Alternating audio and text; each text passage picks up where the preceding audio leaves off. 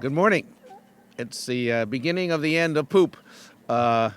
Major announcement for the city. When we had this announcement a couple weeks ago about having the process and having a contractor to get rid of the smell and get rid of the guano here, they have been hard at work. They have been testing various concentrations, for example, of the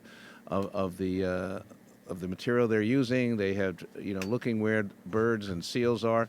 And they mapped out a 10-day process, which starts today. They're working now. That will, in fact, incredibly reduce the odor to where people can enjoy La Jolla again, and begin the biological eating of the guano. This is going to be a 10-day effort. There are certain problems we have to work around. No deed goes unpunished. There are birds that are nesting here. There are seals and birds that move around. We got to work around them. We have a biologist here to make sure that happens. And after this 10 days, which should do most of the smell, we will reevaluate and probably have to come back at the end of July to finish the job based on the nesting and all the issues that we have to face. You're comfortable with the fact that the environment will be protected here? There is no question. We have a certified, of course the mayor's certified, but the certified biologist and geologist here with us, watching everything. We've looked at for the last 2 weeks some of the patterns. They will work around the nesting birds. They will walk around seals on the rocks. But they believe, and I believe, that the vast majority of the smell and the guano will be gone. And we will any areas that were left untreated because of nesting will be dealt with in late July. Mr. Mayor, you did this under the Marine Mammal Protection Act. Have you heard from anybody from NOAA or any other federal people? Because after years and years of throwing up our hands and not being able to do anything, you found a way to do this. Have you heard from anybody that you're okay with, that they're okay with what you're doing? Right. We have been in constant touch with the city, state, county, federal officials. We have all the necessary permits at the state and local level. NOAA gave us an exemption based on my finding of emergency health situation here. So everybody is aware of it. We're keeping them in touch with it, and everybody is fine with it. And this is an emergency health issue. No question. I mean, there are people who live right over here, seniors who are dealing with the smell and with the issues that raises. And people can't have lunch here. It's an economic emergency, it's a health emergency, and it's a safety emergency. So we're happy that we found a way to deal with it. I must say, though, I did tell the permitting agencies, if it takes too long, I'm just going to use my little Hoover vacuum cleaner and vacuum up all this stuff. So they didn't want that. They worked with us, and we got it done. You talked about people having lunch here. There's a restaurant right here in the heart of the cove called Brockton Villa, and they're pretty upset, as are the restaurants up on Prospect. Well, they're going to see an immediate change in the next few days, and we will hopefully then be gone of all the smell within a few weeks. But you think there's going to have to be a second application, if you will? Probably because of the nesting patterns of birds and seals on the rocks. Late July, we will go back and see whatever has to be done less. But the community here is going to see a vast improvement within days. How much will this cost? The cost is approximately $50,000. That raises the question of how often we have to do this. I have ordered a complete review of the fencing here and the previous way we allowed people on the rocks, because it was the fact that people weren't here that allowed the birds to come. So I'm going to have to look at that, whether the safety aspects versus the cost. Otherwise, we're going to have to come back every 6 to 10 months to do this again. So I'm going to look for a long-range solution while we get rid of the smell right now. As a matter of fact, there are several La Jolla residents who have been here for years who say when they put up the fences, when they didn't allow people on the rocks, then the wildlife took over, and where we did coexist with them, and there wasn't any harm to allow people on the rocks. Well, there was an accident or two that we were trying to prevent that happened that we didn't want to happen again. So I'm ordering a complete review of this fence to see whether the safety aspects versus the health aspects versus the poop aspects and what the liability of the city is and all that. I mean, it's a little, it gets complicated when you deal with liability issues. So we're going to be looking at that right after we get rid of the smell, and we'll decide whether this fence stays up or comes down. Has this company ever worked on a poop problem like this before Yeah. and had success? Yeah, they have. I don't think as big big an area. Is someone from Blue Eagle would like to talk about that?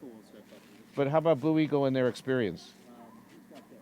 We'll get an answer to that. We looked at their record. They've had experience with this. I'm not sure they've had but we'll get with the same extent. But we'll get someone here in a second. Any other questions? But you, based on what was the basis for hiring them? But they showed us a method that was completely environmentally sensitive. They showed us the experience that they had with this, and they put forward a plan that seemed to work. This is a blend of bacillus bacteria that literally eats the nutrients and the bird poop without doing any harm to the rocks and or the environment. I bow to your superior knowledge in this, Ed. If you say so.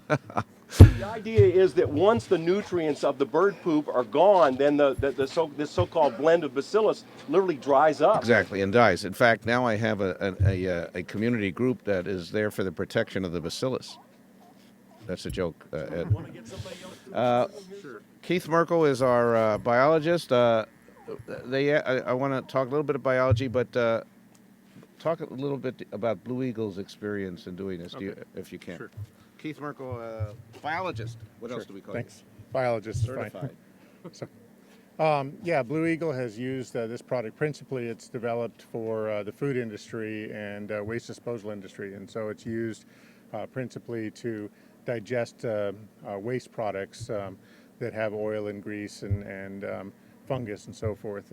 So where it's been applied in this kind of activity is on parking lots such as Oceanside Harbor up there where they have a large guano problem, the zoos in Colorado, and so they use it to clean up waste for like the zebra enclosures and so forth.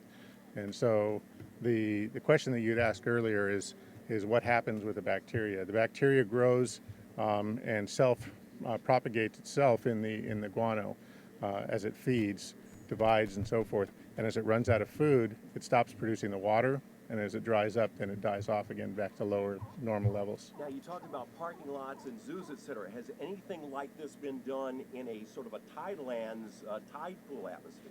Has not been done in the tidelands. We're not doing it in the tidelands. Our limitation is above. On the rocks next to the water. Not with this product. That's one of the new applications of the product. It's something that is a problem everywhere, that buildup of waste on rocks and so forth. So this is the first application of this type of product in this kind of environment that I'm aware of. And as the mayor said, you're fairly comfortable that we're going to probably have to do this again. Yes. If the bird population remains similar to what it is, they won't stop pooping on the rock, and so you will see the necessity to do this again. The bacteria, once dead, won't reformulate to the same levels of populations to generate the moisture necessary. He talked about the nesting issues. Is there a time where you can do this when there isn't a nesting issue, a period sometime during the year? Yes, actually, had we started a little bit earlier, we would have preceded the nesting period. So if we had commenced this work in April, we may have beat the birds at that point in time. And then after the end of the summer, September, we would be out of it, or after August, we would be out of it again. So there's a window before the breeding season, after the rainy season, and then after the breeding season. And so there's two different periods that would be ideally suited for this kind of an application. So you've had success in other areas with this, but you've never used it in the area. Has not been used in this scenario before. We did do the pilot treatment over on the slope specifically for that reason, to see how it would work over there. And so it was treated on areas that were up high and dry, and those areas worked very well. So it did work. It did work. So How fast does it take away the smell? the smell should be a very quick reduction, because it has a surfactant which holds it in place on the rock and allows it to go ahead and get going. That will then immediately take away the smell and start masking the smell. Are we talking about days or Hours. hours? So the initial spray. Now Have lunch today, guys. I'm sorry. The initial spray will reduce the smell significantly, and then after that, the bacteria will continue to digest away at the waste itself. The one thing to keep in mind is that we're treating a small portion of the big problem today, and as we move forward, the overall smell should diminish with time. There is the expectation that we're only going to be able to go as far as the birds will allow us, and then have to come back at a later date and finish after the bird nesting season. So you won't see a complete loss of the smell immediately. It's going to be a prolonged period. Can you explain sort of how it's going to go day to day? In other words, it's not as if the rocks are going to be sprayed en masse. The birds will tell us. The issue we have right now is that we had cormorants nesting earlier in the season. They've more or less completed their nesting, so now they're young, but they're out of the nest and with the adults. That's no longer the major problem. The problem right now is there's a number of western gull nests, and those nests are just hatching and the young are just coming out, so they're highly sensitive at this point. So we will be limited on how far we can encroach in different areas. The behavior of the birds will stop the movement in certain areas, and we expect it to change through the day so that as they get accustomed to us being present on the rock, they may allow us a little bit further along the rocks.